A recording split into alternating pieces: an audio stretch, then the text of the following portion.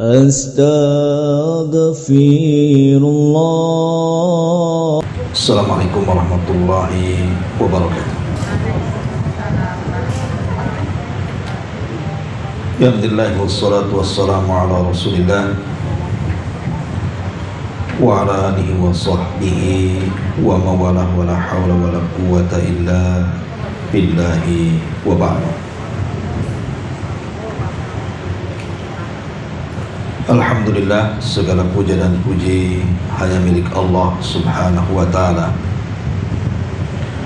Salat dan juga salam kita hadiahkan kepada Rasul kita Nabi besar Muhammad sallallahu alaihi wa ala alihi wasallam.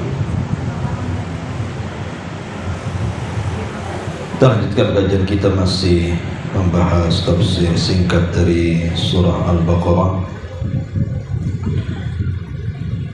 Dan kita masuk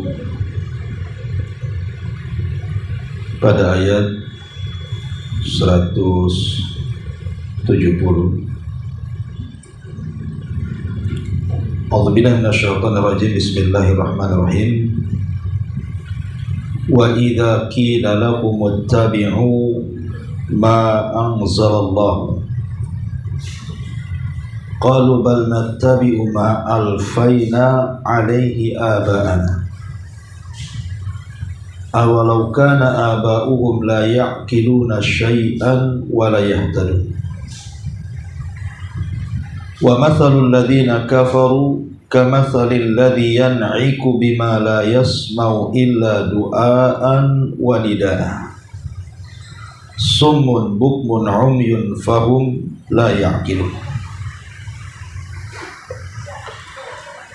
Apabila dikatakan kepada mereka,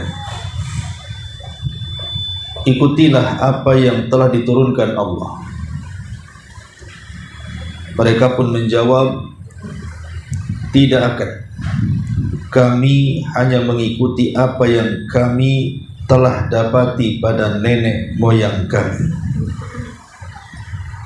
Padahal nenek moyang mereka itu tidak mengetahui apapun dan tidak mendapatkan petunjuk. Dan perumpamaan bagi penyeru orang-orang yang kafir adalah seperti penggembala yang meneriaki binatang yang tidak mendengar selain panggilan dan teriakan. Mereka tuli, bisu dan buta, maka mereka tidak mengerti. Ayat ini umum bagi siapapun, apakah terhadap agama Yahudi, Nasrani ataupun kaum muslimin, tentang bahaya taklid buta, tentang bahaya mengikuti seseorang tanpa ada hujah. Ma'asyiral muslimat yang dimuliakan Allah Subhanahu wa taala. Di sini Allah Subhanahu wa taala mengatakan, wa idza qila lahum, kalau dikatakan kepada mereka, ittabi'u ma anzalallah, ikut apa yang Allah turunkan. Qalu, mereka justru mengatakan, tidak akan pernah, kami hanya mengikuti, bal nattabi'u ma alfaina alaihi aba'ana, hanya mengikuti apa yang telah kami buat dan nenek moyang kami buat. Awalau kana aba'uhum la ya'qiluna syai'an wa la yahtadun, walaupun mereka tidak berakal dan tidak mendapatkan petunjuk. Ma'asyiral muslimat yang dimuliakan Allah Subhanahu wa taala, kita tahu bahwa dalam beragama Islam sudah menentukan patokan bahwa kita tidak boleh keluar dari dua pusaka yang sudah diwariskan Nabi kepada kita, Al-Quran dan Sunnah. Sehingga ada seorang sahabat namanya Mu'adz ibn Jabal radhiyallahu anhu, ketika Nabi mengutus dia ke Yaman, Nabi SAW bertanya kepada Mu'adz, bima tahkum, kira-kira kalau engkau sampai di Yaman, engkau akan berhukum dengan apa? Maka Mu'adz bin Jabal radhiyallahu anhu mengatakan, bi kitabillah, ya tentu dengan Al-Quran. Qala fa illam tajid, macam mana kalau engkau tidak mendapatkan Al-Quran? Maka Mu'adz mengatakan, bi sunnati Rasulillah, ya dengan sunnah Rasul. Qala fa illam tajid, kalau engkau tidak mendapatkan sunnah Rasul, qala, maka Mu'adz mengatakan, ajtahidu ra'i, maka aku akan berijtihad dengan pendapat. Wa gharaba fi sadrihi, maka Nabi menepuk dadanya Mu'adz dan mengatakan, alhamdulillahilladzi waffaqa Rasulillah lima yarda Rasulullah. Maka Rasul mengatakan, segala puja dan puji hanya milik Allah yang telah memberikan taufik kepada utusan Rasulullah. Oleh karena itu Nabi SAW sangat redha kepadanya. Perhatikan ucapan Mu'adz ini ketika Rasul mengatakan, kira-kira kalau engkau membuat sebuah hukum, memutuskan sebuah hukum kelak ketika sampai di Yaman, itu dengan apa? Dengan Quran, kata Mu'adz. Baru setelah itu dengan apa lagi? Dengan sunnah. Baru setelah itu dengan apa lagi? Baru dengan ijtihadiyah. Kalau sekelas Mu'adz bin Jabal radhiyallahu an yang diberikan kecerdasan cemerlang, yang paling memahami halal dan haram, itu saja tidak lari dari Al-Quran dan Sunnah, dan tetap berpegang dengan Al-Quran dan Sunnah, dan ijtihad itu dibelakangkan. Bagaimana dengan kita yang tidak pakar terhadap Quran dan Sunnah? Maka sudah selayaknya dalam setiap masalah apapun kembalikan kepada Al-Quran dan Sunnah. Idza tanaza'tum fi syai'in farudduhu ilallahi wa rasul.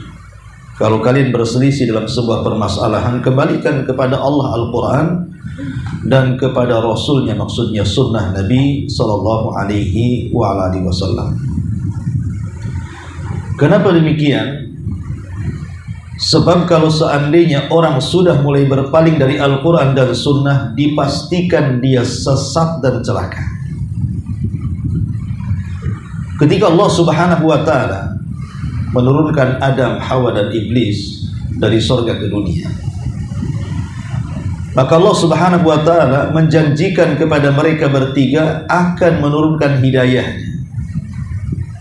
Sebagaimana Allah mengatakan, qul nahbitu minha jami'ah, turun kalian semua dari sorga ke bumi.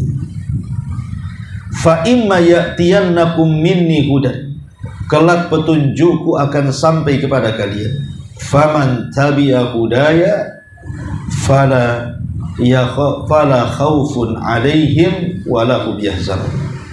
Maka siapapun yang mengikuti petunjukku, kata Allah, maka dia tidak akan sedih, bahkan tidak akan memiliki rasa takut. Dalam ayat yang lain, fala yadhillu wala yashqa, dia tidak sesat dan tidak mungkin celaka. Ini jaminan Allah. Siapapun yang mengikuti hidayah Allah tidak mungkin celaka dan tidak mungkin binasa, tidak mungkin takut dan tidak mungkin sedih. Ulama tafsir mengatakan, apa yang dimaksud hidayah di sini? Yang dimaksud hidayah di sini yang Allah turunkan adalah kitab-kitab dari langit dan utusan-utusan Rasul dari kalangan manusia. Kalau dulu Allah Subhanahu wa Ta'ala mengutus Nabi Musa dan menurunkan Taurat kepada Musa, maka siapapun yang mengikuti Musa dan Tauratnya tidak mungkin celaka dan binasa, tidak mungkin takut dan bersedih hati. Kemudian setelah Musa pun meninggal dunia, datang era Nabi Isa ibn Maryam. Kemudian Allah turunkan kepada Isa Injil dan Isa diangkat menjadi Rasul. Maka siapapun di zaman itu yang mengikuti Injil dan juga mengikuti Isa ibn Maryam, maka tidak mungkin celaka dan binasa, dan tidak mungkin takut dan sedih. Tapi kemudian era itu semua berlalu. Datanglah kerasulan Nabi kita Muhammad sallallahu alaihi wasallam dan Al-Quran yang diturunkannya. Maka siapapun yang mengikuti Al-Quran dan juga Rasulullah sallallahu alaihi wasallam sebagai utusan Allah, maka tidak mungkin celaka dan binasa, dan tidak mungkin takut dan bersedih hati. Itulah petunjuk Allah subhanahu wa ta'ala. Al-Quran dan Sunnah. Rasul mengatakan, taraktu fikum amraini lan tadillu ma tamassaktum bihima kitaballahi wa sunnati. Aku tinggalkan kepada kalian dua perkara yang tidak mungkin kalian sesat apabila memegang keduanya dengan benar, Al-Quran dan Sunnah Nabi sallallahu alaihi wasallam.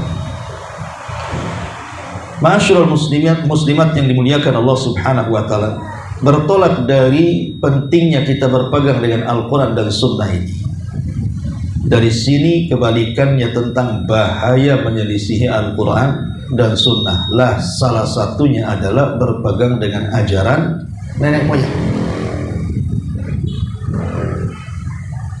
Ma'asyiral muslimat, disebutkan di dalam kisah yang masyhur yang sudah sering saya ceritakan, bagaimana kematian Abu Thalib. Salah satu yang menghalangi hidayah, kenapa Abu Thalib itu tidak mau mengucapkan kalimat tauhid. Kenapa Abu Thalib susah sekali mengucapkan kalimat tauhid? Itu karena Abu Thalib lebih memilih ajaran moyangnya dibandingkan hidayah yang datang kepadanya. Seolah-olah ajaran dulu itu lebih berpetunjuk dibandingkan ajaran baru. Seolah-olah ajaran lama itu lebih lurus dibandingkan ajaran baru. Makanya saat Nabi SAW berusaha mentalkinkan di telinga Abu Thalib dan mengatakan, Kul ya ammi la ilaha illallah. Katakan wahai pamanku la ilaha illallah. Kalimatun uhajju bika indallah. Satu kalimat yang aku akan berhujjah dengannya di hadapan Allah, supaya kau selamat. Tetapi Abu Thalib sekali-kali melirik musuh Allah dan Rasulnya. Kan di sampingnya ada Abu Jahal, di sampingnya ada Musayyib, di sampingnya ada Umayyah ibn Rabi. Abu Jahal ketika itu mengatakan di telinga Abu Thalib saat kematiannya itu, menjelang kematiannya, apa kata Abu Jahal? Atarghabu ya Abu Thalib, atarghabu an millati Abdul Muttalib. Wahai Abu Thalib, apakah engkau membenci agama nenek moyang sehingga engkau akan mengucapkan kalimat itu? Maksudnya tauhid. Apakah engkau membenci agama nenek moyangmu Abdul Muttalib? Jangan kau ucapkan kalimat itu. Akhirnya Abu Thalib sekali-kali melirik Nabi. Padahal ingat, Abu Thalib itu sepanjang hayatnya dia mengakui ajaran Rasul lebih baik dibandingkan ajaran orang-orang musyrik. Cuman karena takut celaan saja dia tak mau masih selamat. Tapi menjelang kematiannya, walaupun semasa hidupnya Abu Thalib membenarkan agama Rasul, tapi hidayah milik Allah. Ketika Rasul meminta Abu Thalib mengucapkan kalimat syahadat untuk terakhir kalinya, dia tolak. Bahkan dia memilih agama nenek moyangnya berdasarkan ucapan Abu Jahal. Atarghabu an millati Abdul Muttalib. Hei Abu Thalib, apakah kau akan membenci agama Abdul Muttalib? Maka Abu Thalib mengatakan, tidak, aku tidak membenci agama nenek moyang. Itulah kalimat terakhir yang diucapkan Abu Thalib, akhirnya meninggal. Dari sini kita tahu yang menghalangi hidayah Abu Thalib itu karena kecintaan kepada ajaran nenek moyang. Bahaya. Orang yang mengikuti ajaran nenek moyang itu terhalang hidayah, itu masalahnya. Susah dapat hidayah. Dan itu kita bisa saksikan kan, kalau ibu seandainya pulang ke kampung halaman, berusaha untuk mendakwahi keluarga. Ini tidak boleh, ini yang boleh, ini yang sunnah, ini yang tidak sunnah, ini yang tauhid, ini yang syirik. Terkadang mereka berhujah dengan nenek moyang mereka. Dari dulu lo ajaran seperti ini, kok datang ke sini mau buat ajaran baru-baru pula. Ada orang yang kemudian hujahnya seperti itu. Bukan hujahnya itu dari Quran dan Sunnah, tidak. Hujahnya itu dari dulu ya seperti ini ibadahnya.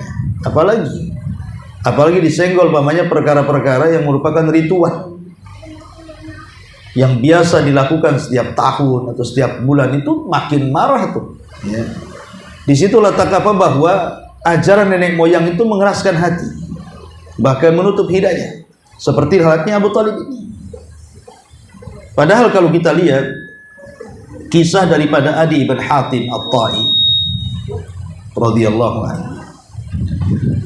Jadi Adi ibn Hatim At-Tai ini dulunya seorang pendeta, seorang rabi, pendeta. Ya. Dia masuk Islam. Setelah masuk Islam, dia mendengar turun kepada Nabi SAW surah At-Taubah ayat 31. Apa ayatnya? Ittakhadhu ahbarahum wa ruhbanahum arbaba min dunillah. Mereka mengambil padri-padri mereka dan pendeta-pendeta mereka menjadi Tuhan-Tuhan selain daripada Allah. Adi bin Hatim ini heran, karena dia bekas pendeta masalahnya. Kenapa disinggung kependetaan dalam ayat ini? Dia mengatakan kepada Nabi SAW, ya Rasul, saya ini mantan pendeta. Anda ada umatku yang sujud ruku di hadapanku. Kenapa ayat ini mengatakan mereka mengambil pendeta dan padri mereka sebagai Tuhan selain Allah? Tidak ada selama aku jadi pendeta orang sujud di hadapanku, orang ruku di hadapanku, menyembah diriku, tidak ada. Maka Nabi SAW, saya ingin bertanya, ya, bukankah mereka yuhilluna ma harram Allah fayastahilluna wa yuharrimuna ma ahallallah fayuharrimuna? Bukankah mereka, maksudnya orang Yahudi ataupun orang Nasrani itu, mereka apabila pendeta dan padri mereka mengharamkan sesuatu, padahal sesuatu itu halal, kalian ikut mengharamkan. Atau pendeta kalian menghalalkan sesuatu padahal haram, kalian ikut pula menghalalkannya. Ini namanya taklid. Ya, apa yang dikatakan padrinya halal, ikut halal. Apa yang dikatakan padrinya haram, ikut haram, walaupun bertentangan dengan Taurat dan Injil mereka. Ini namanya taklid namanya. Maka Nabi SAW di ujung hadis mengatakan, fadzalika ibadatuhum lau, itulah bentuk peribadatan mereka terhadap padri dan pendeta mereka, karena mereka mengikuti apapun yang difatwakan oleh pendeta dan padrinya. Ke selatan ikut ke selatan, padahal harusnya ke utara. Ke barat ikut ke barat, padahal harusnya ke timur, dan begitu seterusnya. Karena orang taklid ini kadang-kadang apa ya, bebal tuh gimana, susah dinasihati. Dan kita masih lihat kan hari ini ritual-ritual yang dilakukan kaum muslimin, seperti mungkin di sebagian daerah itu ada yang sampai taraf syirik. Contoh umpamanya larungan. Di sebagian pantai laut selatan itu mereka membuang kepala kerbau. Ini ajaran siapa? Ajaran siapa sebenarnya? Kalau kita tegur bahwa ini sebuah kebatilan, mereka marah dan mengatakan dari dulu juga memang ini selamatan memang harus dilakukan. Jadi mereka melihat ritual-ritual yang dilakukan oleh kakek buyut sebelumnya, walaupun itu di atas kesyirikan. Tuh bahaya taklid itu bisa sampai menyeret kepada kesyirikan. Mereka tidak sadar apakah nenek moyang dulu itu yang diikuti mereka itu punya ilmu atau tidak, mereka ulama atau bukan, mereka orang jahil atau orang pintar, mereka orang yang memang layak diambil ilmunya atau tidak. Mereka tidak tahu, yang penting ikut saja. Lah ini kan banyak di masyarakat adat-adat istiadat yang menjurus-jurus kepada syirik, yang hanya katanya dan katanya. Contoh umpamanya lagi seperti orang yang sedang hamil 7 bulanan. Kan masih ada tuh di beberapa daerah tuh, saya lihat di YouTube itu. Yang 7 bulanan tuh Bu, apa namanya itu? Kadang kalau saya lihat di Jawa Barat itu dulu ya, zaman saya kecil atau sekarang ya, itu biasanya ada beberapa benda-benda yang harus disiapkan. Salah satunya ada janur kuning, kemudian ada pecah telur, kemudian ada kelapa muda yang warnanya putih itu, kemudian dilukis wayang Arjuna. Ya, kemudian dikasih apel, ditusuk-tusuk tuh di kelapanya itu, daun kelapanya itu, kelapa janurnya. Terus kemudian dibuat kendi. Dalam kendi itu ada uang-uangan, ya uang beneran. Zaman dulu kan pakai uang krecek banyak kan. Nanti dikasih bunga, nanti ditabur, nanti rebutan tuh uangnya. Itu zaman saya dulu.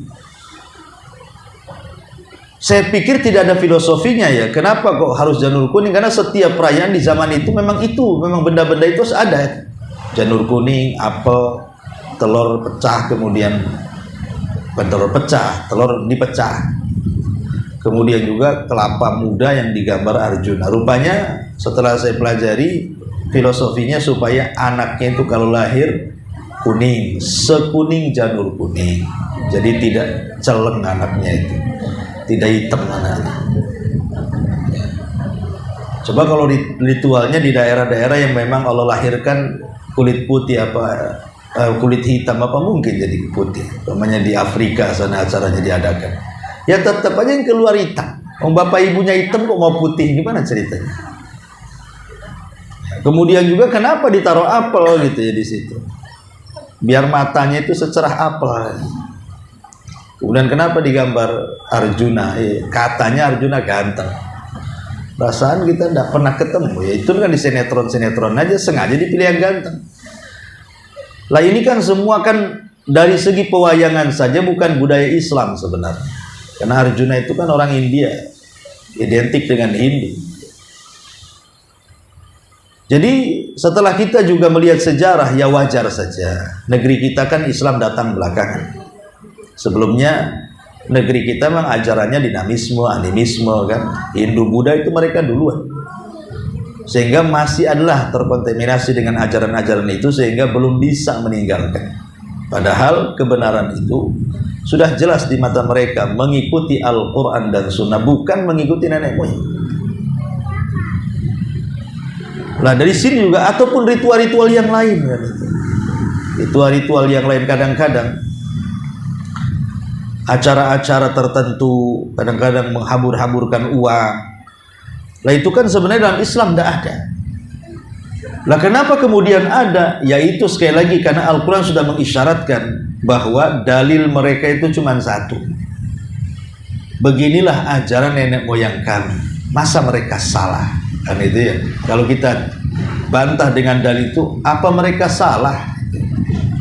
Ustadz kiai-kiai juga ikut kok mengamalkannya. Apa mereka salah? Nah, itu. Ini yang jadi masalah. Bukan masalah salah dan tidaknya. Mereka tidak bisa dijadikan hujah. Makanya saya dalam mukadimah itu kenapa saya tekankan ikut Al-Quran dan Sunnah? Karena hanya itu satu-satunya orang terlepas daripada taklid. Kalau ingin lepas daripada taklid, keyakinan terhadap moyang-moyang mereka, ya memang harus kembali ke Al-Quran Sunnah. Itu kuncinya.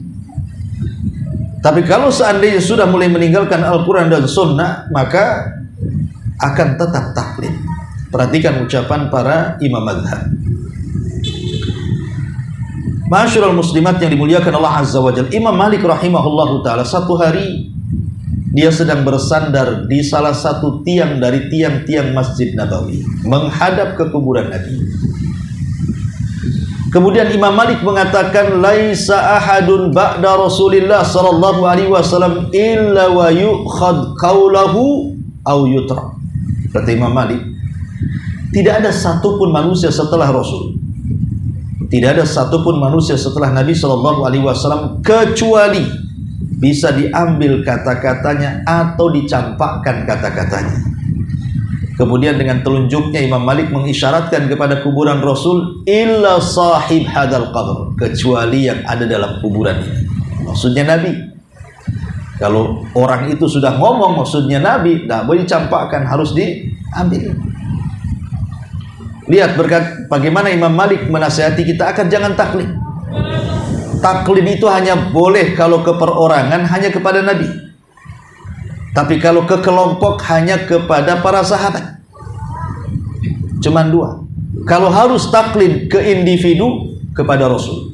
Kalau harus taklid kepada sebuah kelompok, kepada para sahabat, maka akan selamat. Selain kepada keduanya, tidak mungkin selamat.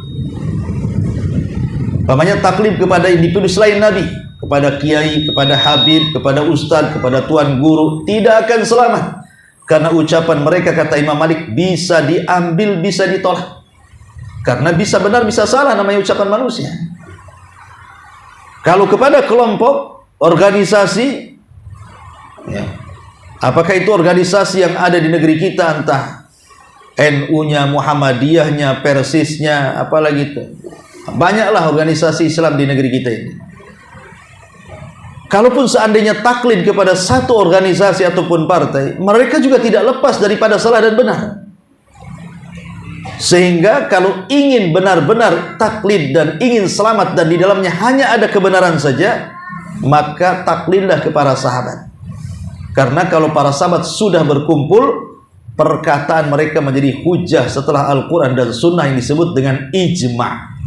Tapi kalau perorangannya bisa salah.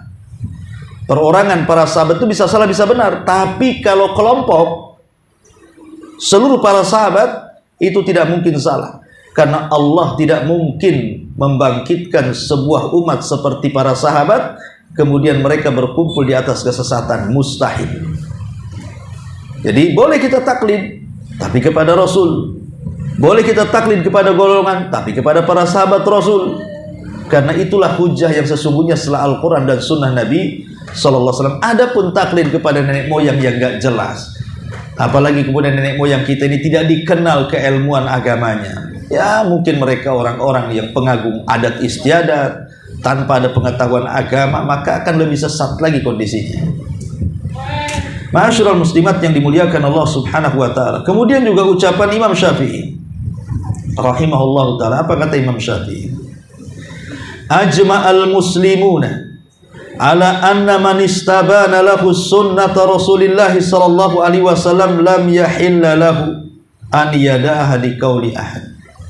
Kata Imam Syafi'i, telah sepakat kaum muslimin bahwasannya siapapun yang telah terang benerang kepadanya sunnah dari Rasul, maka tidak halal alias haram dia meninggalkan perkara yang sudah jelas maksudnya sunnah Rasul dengan perkataan siapapun selain Rasul. Maknanya perkataan Rasul tidak bisa dibantah. Akal secerdas apapun selain Nabi SAW tidak boleh membantah pendapat Nabi, tidak boleh membantah sunnah Nabi.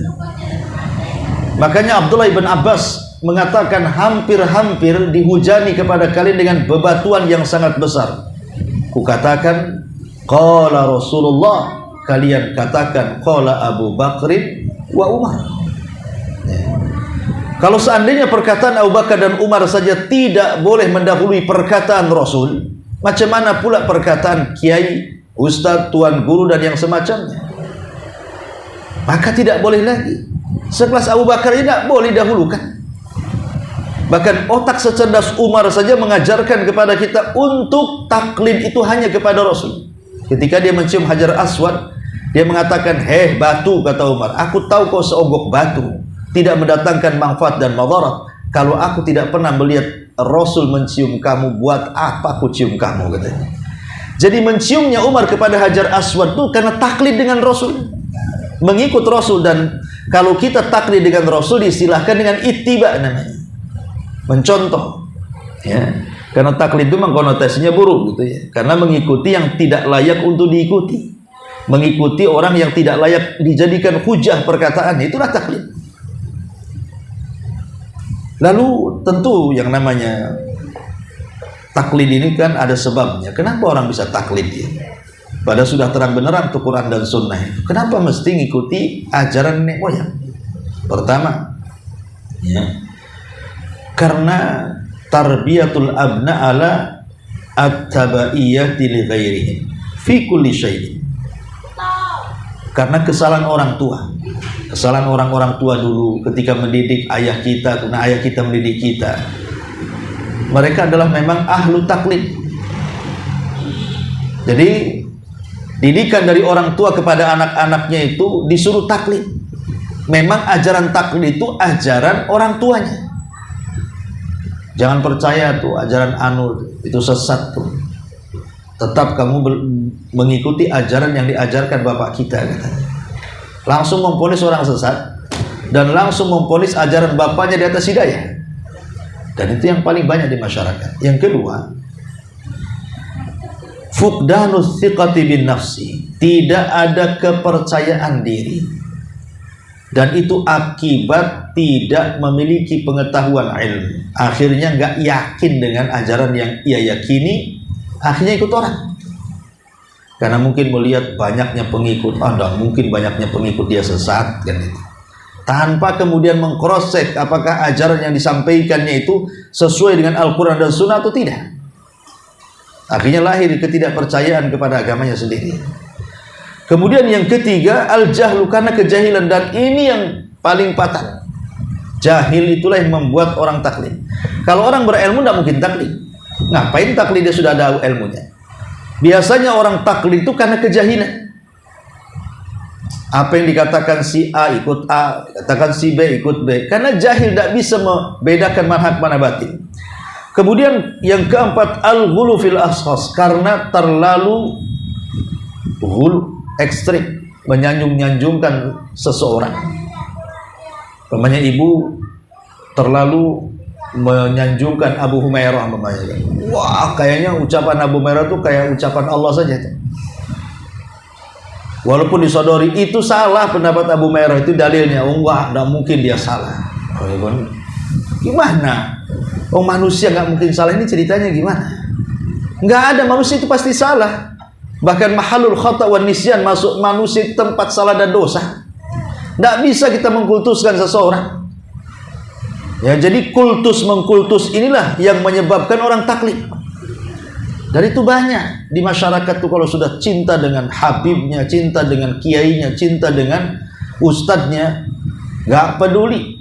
Ya, kalau sudah dia yang bicara, saya lebih percaya dia dibandingkan yang lain. Nah, ini kan bahaya. Pengkultusan itu salah satu sebab munculnya taklid. Maka jangan mengkultuskan seseorang. Kemudian yang kelima, ittiba'ul ahwa wa syubhat, karena termakan hawa nafsu dan termakan syubhat. Ya tadi umpamanya di masyarakat, ketika kita datang mendakwai mereka, menjelaskan ini Qur'annya, ini sunnahnya, ini pemahaman salaful ummahnya, karena ada di kepalanya syubhat, tidak mungkin mereka itu salah. Kalau mereka salah dari dulu sudah dirubah. Nah, ini kan hawa nafsu nih. Jelas-jelas Quran di depannya masih juga bela-bela. Kemudian yang nomor 6, ta'zimu ma kana alaihi aba'u, pengagungan yang berlebihan kepada nenek moyang.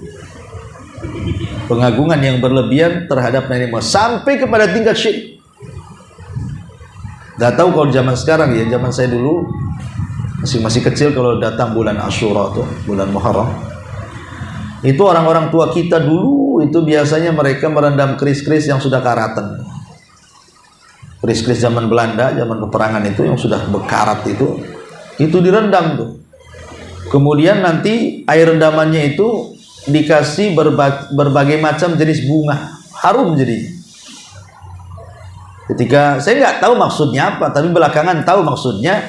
Kenapa kemudian di bulan Asyura, tepatnya tanggal 10 Muharram itu mereka sampai kemudian merendam keris gitu ya. Rupanya mereka hendak membuang sial dengan merendam pusaka dan tirakat. Itu maksudnya supaya membuang sial.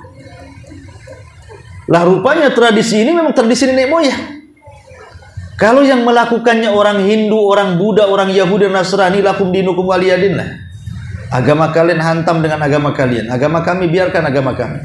Tapi masalah yang melakukan itu orang Islam, itu masalahnya. Kenapa orang Islam melakukan tradisi seperti itu? Ya tadi karena dia terlampau mengagungkan ajaran moyangnya dan yakin dengan ajaran moyangnya, sehingga kemudian masuk dalam hati mereka menganggap bahwa apa yang mereka lakukan betul-betul membuang sial. Nah ini bahaya karena sudah sampai tingkat seperti itu. Itu sebabnya karena terlampau mengagungkan nenek moyang. Kemudian yang 7, karena adamul bahthi anid dalil, tidak mau belajar, malas intinya seperti itu. Orang yang taklid itu kan tidak mau bertanya, tidak mau belajar, makanya mereka taklid. Lah kalau sudah seperti ini, dampaknya akan parah. Taklid ini memiliki dampak yang yang bahaya. Satu, orang ini akan lari dari kebenaran. Kalau orang sudah taklid, maka dia akan susah mendapatkan kebenaran, tertutup hatinya untuk mendengarkan nasihat, dan dia menganggap bahwa ajaran nenek moyang jauh lebih baik daripada yang kita dakwahkan. Akhirnya selamanya akan sulit mendapatkan kebenaran. Yang kedua, bahayanya adalah al-khudlan, kehinaan. Lihat orang-orang Yahudi itu, mereka dihinakan sepanjang masa oleh Allah Subhanahu wa ta'ala karena tidak mau beriman kepada ajaran Islam dan Rasul yang diutus dalam Islam, karena ikut nenek moyang mereka sampai hari ini. Makanya dimanapun mereka berada akan dihinakan. Kemudian yang ketiga, tala'ub bainal atba wal matbu'in. Tala'ub bainal atba wal matbu'in. Ini seolah permainan antara yang diikuti dan yang mengikuti, mempermainkan agama. Harusnya yang diikuti memberitahu ini yang benar, ini yang salah, ini yang hak, ini yang batil, ini dalilnya. Tidak, sengaja ditutupi kebenaran itu supaya dia disembah. Ya, dia memang tidak mengatakan sembah saya, tetapi kenyataan yang ada seperti perkataan Adi Ibn Hatim tadi. Kata kiainya A, yang lainnya mengatakan A, walaupun Al-Quran dan Sunnah B. Kata kiainya B, ikut B, walaupun Al-Quran dan Sunnah mengatakan A. Nah, ini kan bahaya kalau seperti ini. Si kiainya menyembunyikan kebenaran, yang pengikutnya mengikut karena kejahilan. Dua-duanya buruk jadi. Satu karena kejahilan, satu karena ingin menipu manusia. Kemudian juga bermain-main dengan agama. Bahaya taklid ini main-main dengan agama. Seolah-olah ajaran Islam itu tidak ada patokan yang baku, padahal sudah ada Quran dan Sunnah. Kemudian juga bisa menyebabkan permusuhan. Permusuhan. Dulu ta'assub terhadap madhab itu luar biasa. Dulu itu pernah terjadi, bagaimana fanatik madhab itu sampai mengharamkan tidak boleh menikahkan wanita yang bermadhab Syafi'i dengan wanita yang bermadhab Hambali. Wanita yang bermadhab Hambali tidak boleh menikah dengan wanita yang bermadhab Hanafi, dan begitu seterusnya sampai dilarang. Ada masa dulu itu fanatik dengan madhab itu luar biasa, sampai perang. Sampai perang, baik perang fisik ataupun perang hujah, sehingga akhirnya masing-masing madhab untuk mempertahankan ekstensi kemadhabannya itu, maka sampai berani membuat hadis palsu. Itu pernah terjadi, sampai membuat hadis palsu supaya apa? Eksis madhabnya. Inilah madhab kami yang paling benar. Contoh umpamanya, ketika madhab Syafi'i berdebat dengan madhab Hanafi, orang-orang Hanafi kalah. Karena kekalahannya akhirnya mencela Imam Syafi'i dan mengatakan, kami pernah mendengar Nabi SAW bersabda, sayati alaikum zaman, akan datang kepada kalian zamannya di mana akan muncul seorang laki-laki namanya Muhammad ibn Idris, maksudnya Imam Syafi'i, dan orang ini lebih bahaya dibandingkan iblis, katanya.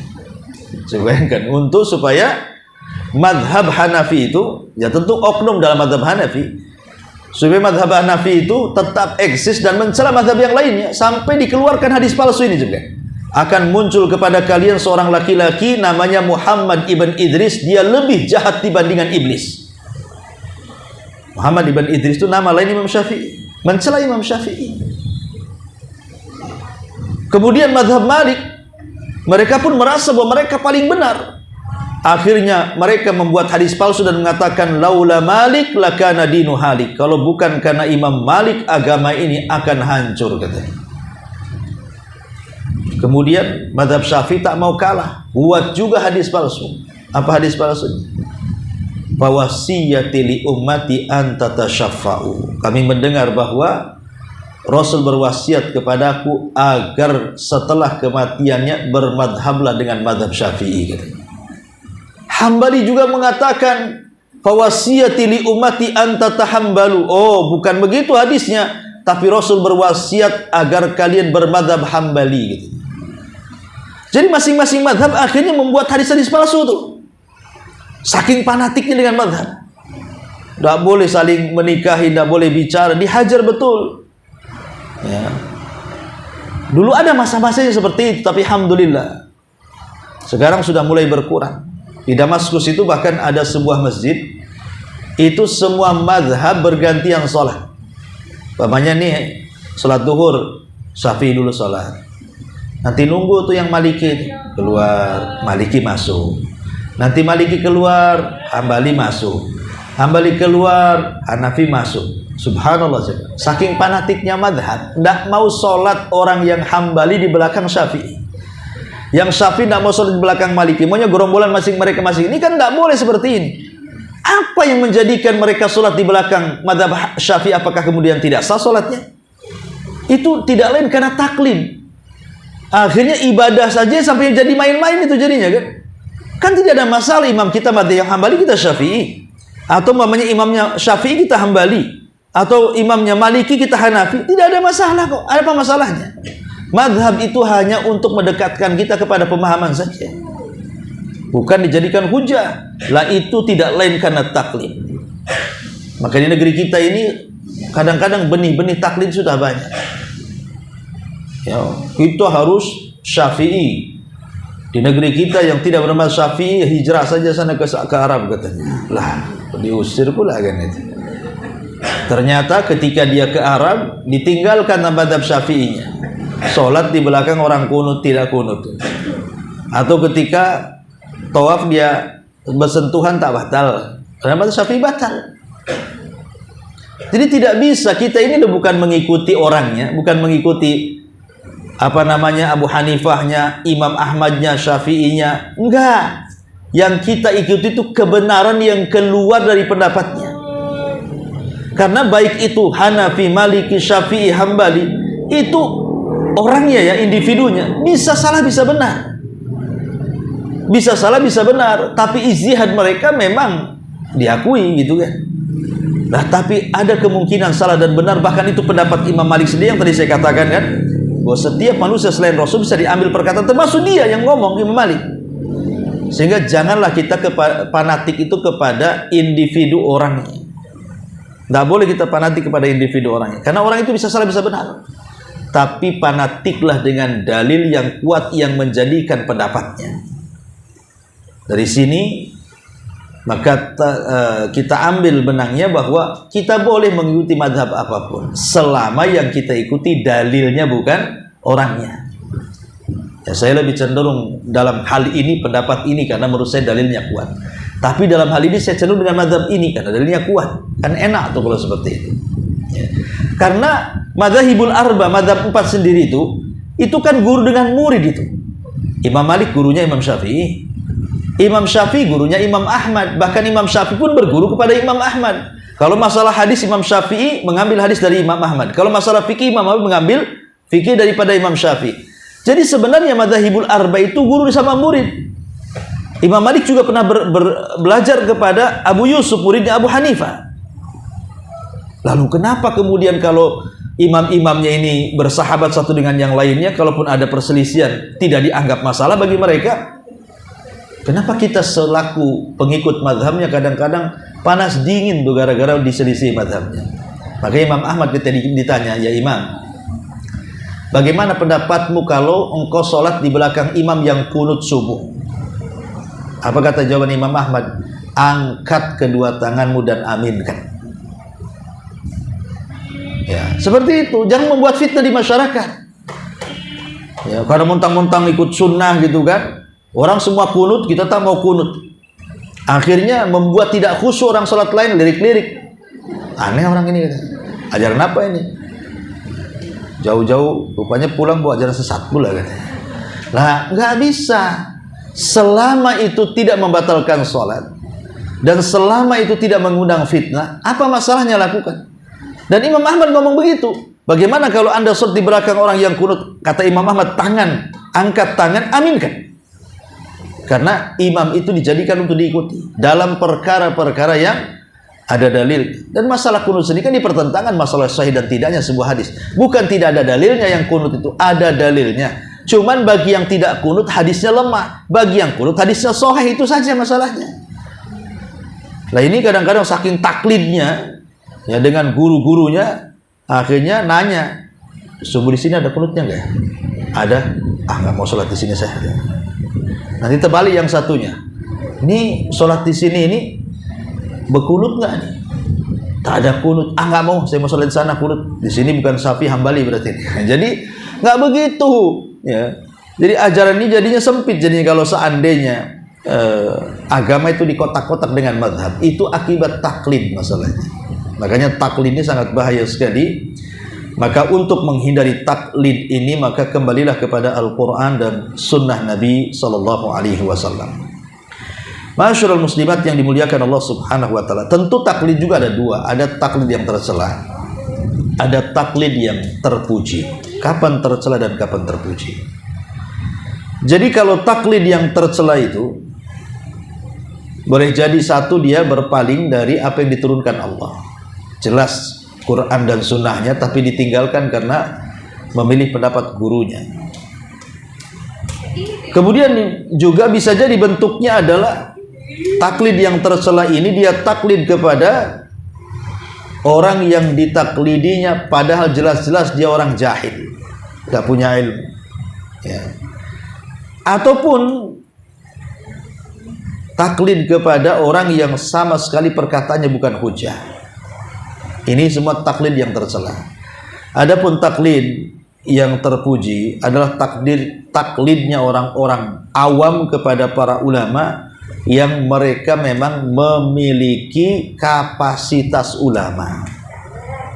Jadi kalau ibu mengikuti mamanya, siapa pendapat ulama kita, seperti ulama-ulama yang ma'ruf, Syekh Utsaimin ya, atau sebelum Syekh bin Baz dan masyayikh yang lainnya umpamanya, maka itu terpuji. Karena memang kita orang awam, bukan pandai bahasa Arab, tidak pandai baca kitab, ya hanya bisa dengar dari ustadz, ya kan. Maka kalau yang diikuti itu betul-betul ulama rabbani, ulama-ulama yang memang menginginkan kebaikan umat, maka itu taklid yang terpuji bagi orang awam. Ya. Tapi kalau bagi orang alim, penuntut ilmu, ya harus diteliti, karena belum tentu fatwa ulama benar semua. Ya, dan tidak juga salah semua, ada benarnya, ada salahnya. Taib masyarul muslimat yang dimuliakan Allah Subhanahu wa taala. Di sini Allah Subhanahu wa taala mengatakan, wa idza qila lahum ittabi'u ma anzalallah. Apabila dikatakan kepada mereka apa yang Allah turunkan, ya berupa Injil, Zabur, Taurat, Quran, itu kan kitab-kitab yang Allah turunkan. Ikuti ini kitab-kitab ini, tentu di zamannya masing-masing ya. Ya, Injil di zaman, Taurat di zamannya, Zabur di zamannya, Injil di zamannya. Sekarang eranya Quran. Ya, jadi ikutilah apa yang Allah turunkan, Al-Quran.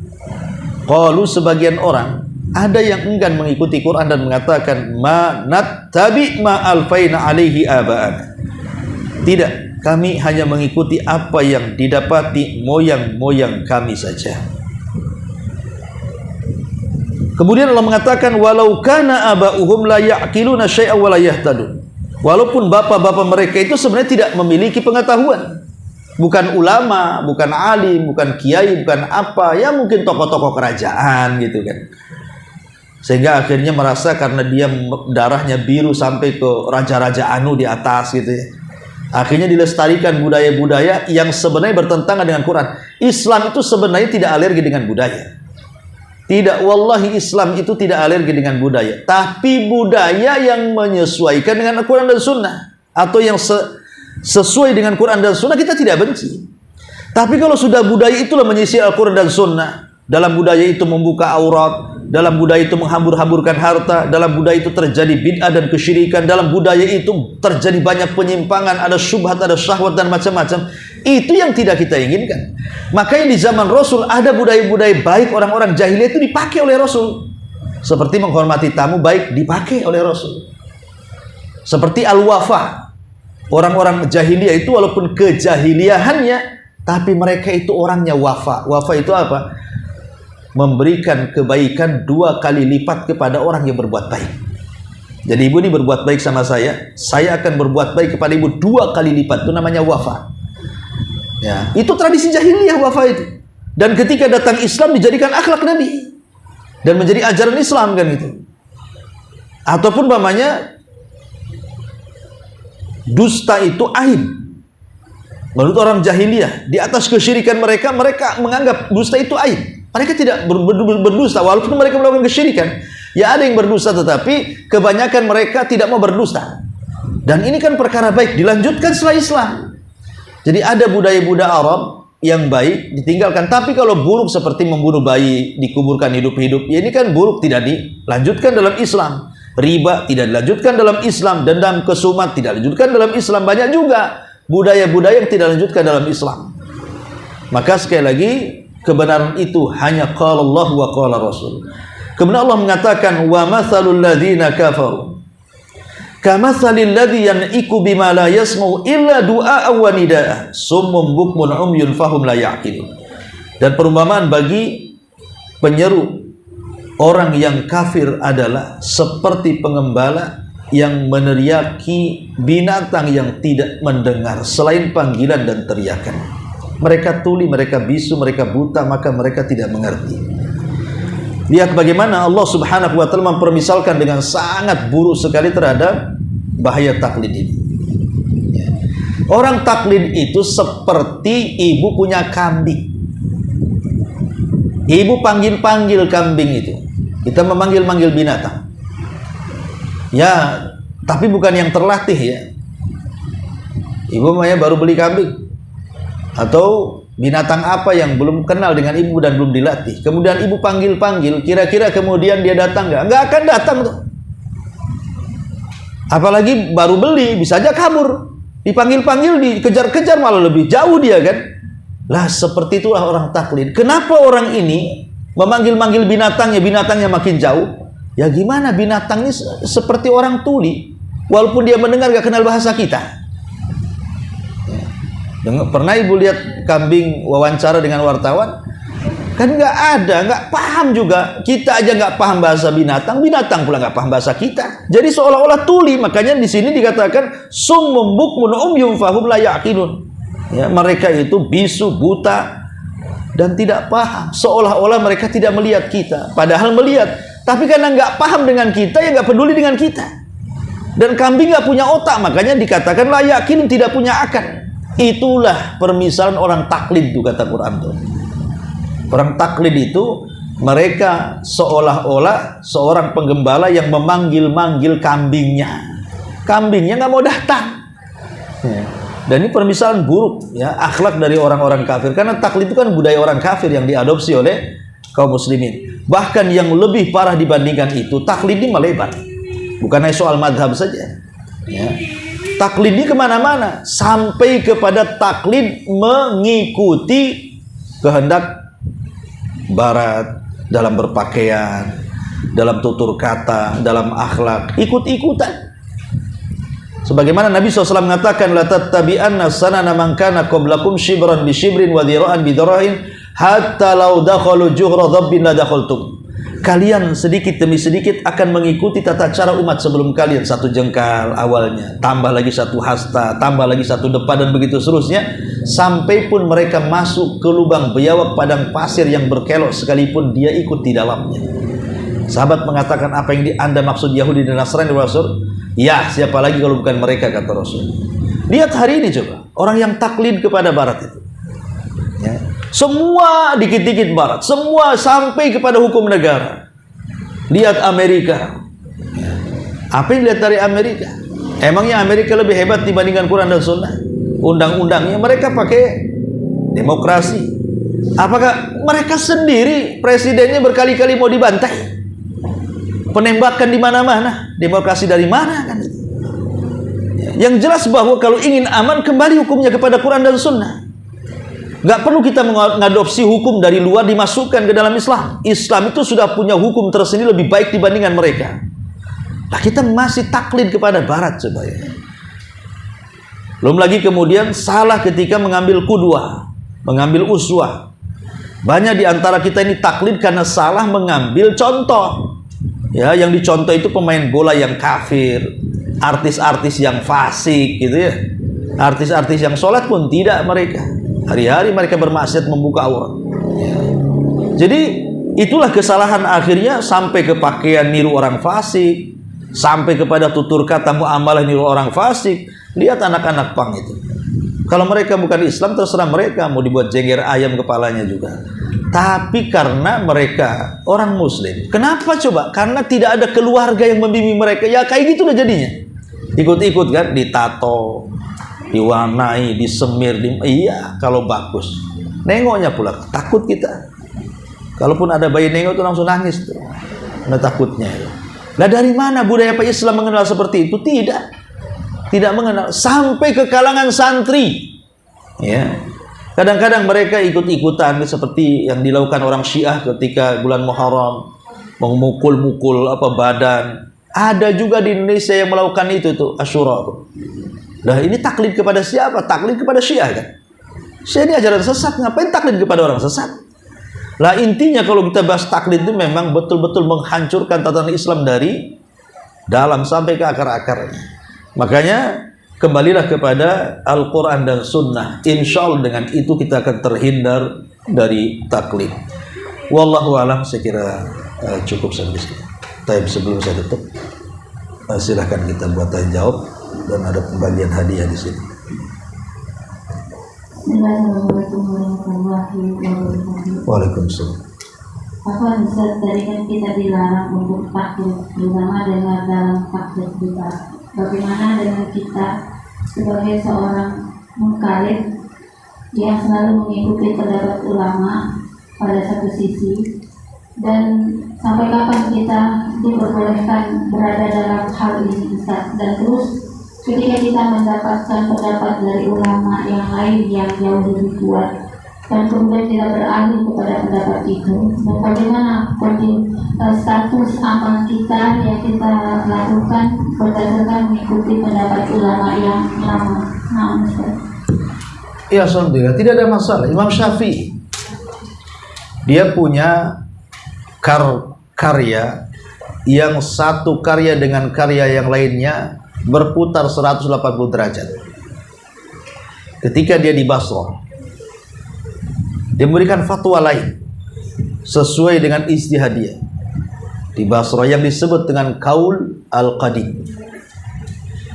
Kemudian hijrah ke Mesir, rupanya dia robah fatwanya 99%, hanya 1% yang tidak dirubah fatwanya.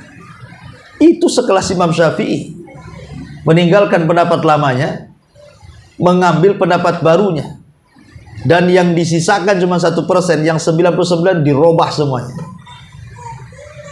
Artinya tidak ada masalah.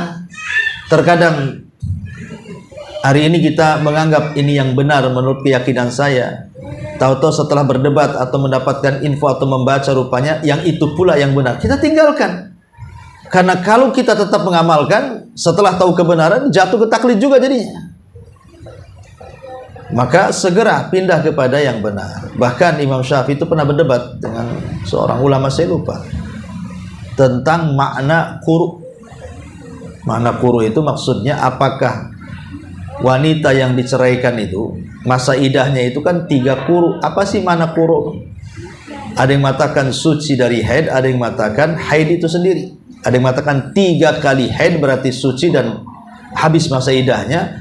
Ada yang mengatakan bukan haid tapi suci dari haid. Ya. Kalau suci dari haid berarti ada tambahan hari. Ya, tapi kan tidak banyak harinya. Ya, tapi kalau haid semata-mata haid saja, haid yang ketiga keluar, haid yang ketiga sudah boleh nikah dia kan. Nah, tapi kalau pendapat yang kedua tidak boleh, walau haid yang ketiga keluar darah tidak boleh menikah sampai betul-betul suci. Kalau umpamanya haidnya 5 hari, ya berarti ada penambahan hari di situ. Bagi yang memahami suci dari haid. Lah Imam Syafi'i berpendapat bahwa quru itu adalah haid. Lawan debatnya mengatakan bahwa quru itu suci dari haid. Akhirnya saling-saling berargumen antara Imam Syafi'i dan lawan debatnya itu. Belakangan apa? Kata Imam Syafi'i, aku lebih cocok dengan pendapat. Aku akan tinggalkan pendapatku dan aku mengambil pendapatmu. Kata lawan debatnya, aku juga sama. Aku meninggalkan pendapatku dan aku mengambil pendapatmu, katanya. Ini Imam Syafi'i terjadi perdebatan seperti itu. Ya. Jadi tidak ada masalah.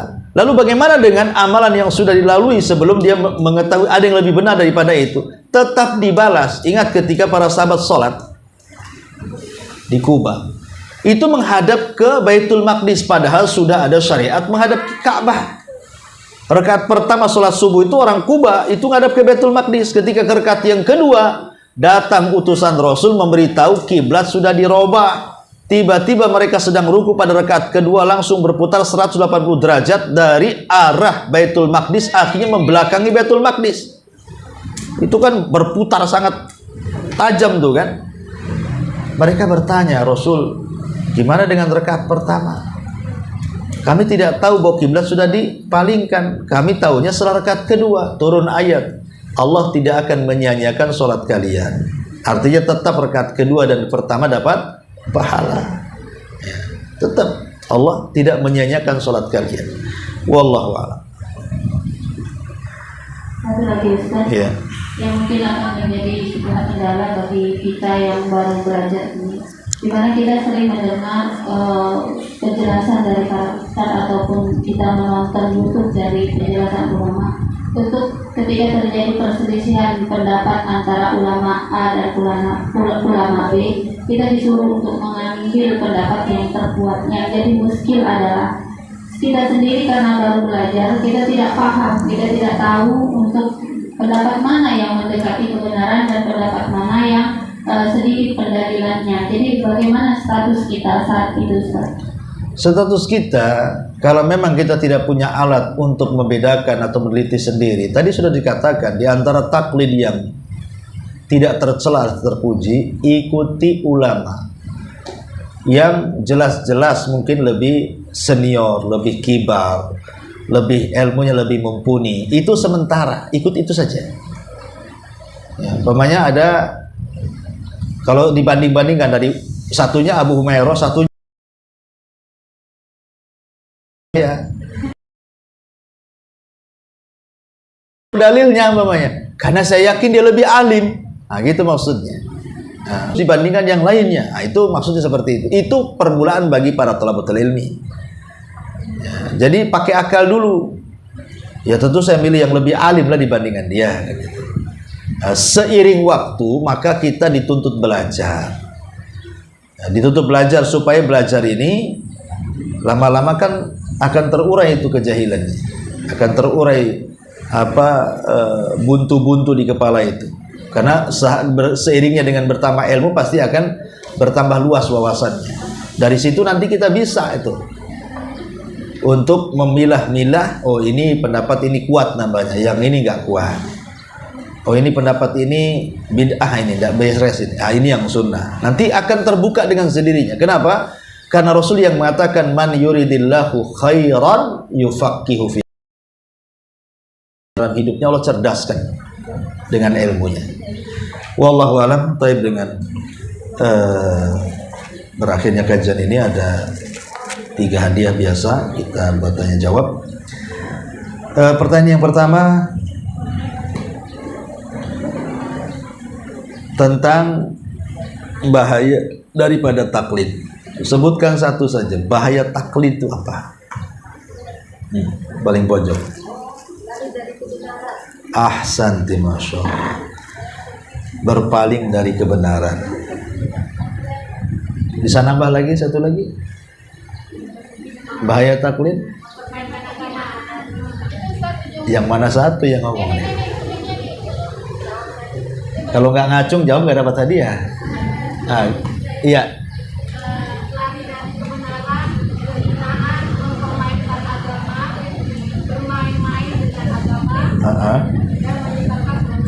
Masya Allah, ini jawabannya banyak, ada yang satu aja lah.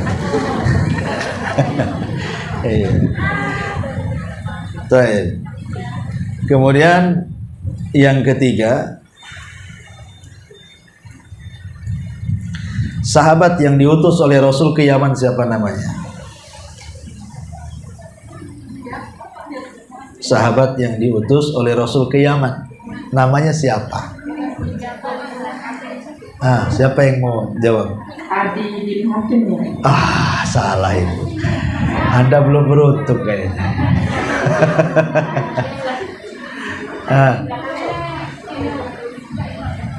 Mu'adz bin Jabal radhiyallahu anhu. Ahsanti masyaallah. Subhanallah bihamdika asyhadu an la ilaha illa anta astaghfiruka wa atubu ilaik. Allahu